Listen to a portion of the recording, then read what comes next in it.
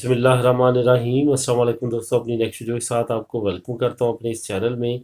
दोस्तों, एक ताज़ा तरीन न्यूज़ जो ब्रेक हुई है कल रात काफ़ी लेट गए, वो ये थी कि स्कॉटलैंड ने दोबारा से कोशिश शुरू कर दी है कि वो जो यूरोपीय यूनियन के बाशिंदे हैं उनके टाइम को एक्सटेंड करवा सके।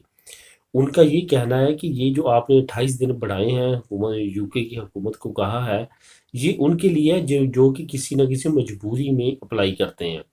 लेकिन ओवरऑल जो लोग इतनी बड़ी तादाद में रहते हैं वो इतने कम अरसे में अप्लाई नहीं कर सकते। इस वजह से जनरली टाइम एक्सटेंड किया जाए ताकि जिनको कोई प्रॉब्लम भी नहीं है वो भी अप्लाई कर सकें 30 जून के बाद।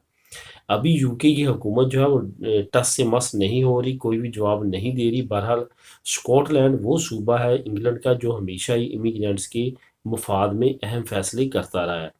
इन्होंने शुरू से ही कहना शुरू कर दिया था कि जितने यूरोपियन यहाँ पे आते हैं उनको राइट दिए जाएँ डायरेक्टली काम करने की। ऐसा ना हो कि प्री सेटलमेंट अप्लाई करें, सेटल स्टेटस अप्लाई करें, फिर वो एलिजिबल होंगे। लेकिन क्योंकि ये एक सूबा है, हुकूमत सेंट्रल इनकी नहीं है, इस वजह से इनकी सुनवाई बहुत ज़्यादा नहीं होती। बहरहाल अब इन्होंने काफ़ी पुरज़ोर तरीके के साथ कहा है और बोरिस जॉनसन की हुकूमत को ललकार के कहा है कि ये यूरोपियन के साथ हाथ नरम रखें, वरना आने वाले वक्त में खमियाजा भुगतना पड़ सकता है अगर यूरोपीय यूनियन वालों के साथ सख्ती बरती गई।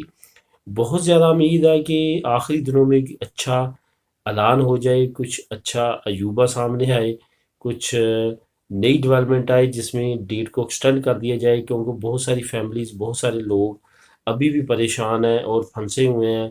ख़ास तौर पे रेड लिस्ट जो तलवार लटक रही है हर एक पे, उसकी वजह से बहुत ज़्यादा लोग परेशान हैं कि रेड लिस्ट होने की वजह से वो अपने मुल्क से यूके की तरफ सफ़र नहीं कर सकते। अगर करते हैं तो पर हेड उनको 2000 पाउंड से ज़्यादा देने पड़ते हैं, जो कि एक अच्छी खासी अमाउंट बनती है।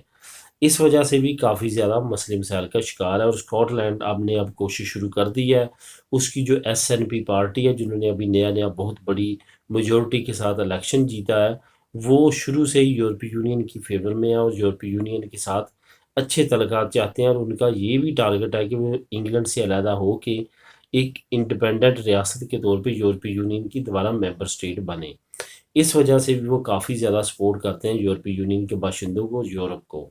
तो उम्मीद तो यही है कि उनकी कहीं न कहीं सुनवाई होगी, या हो सकता है कि वो अपने सूबे की हद तक जो है इस तरह का कानून इम्प्लीमेंट करवाने के लिए कोशिश करें। बहरहाल जो भी नई पिक्चर होगी वो इंशाल्लाह ताला आप लोगों के साथ मैं शेयर करूँगा। मिलेंगे नेक्स्ट वीडियो में नई न्यूज़ अपडेट के साथ। अल्लाह हाफ़िज़।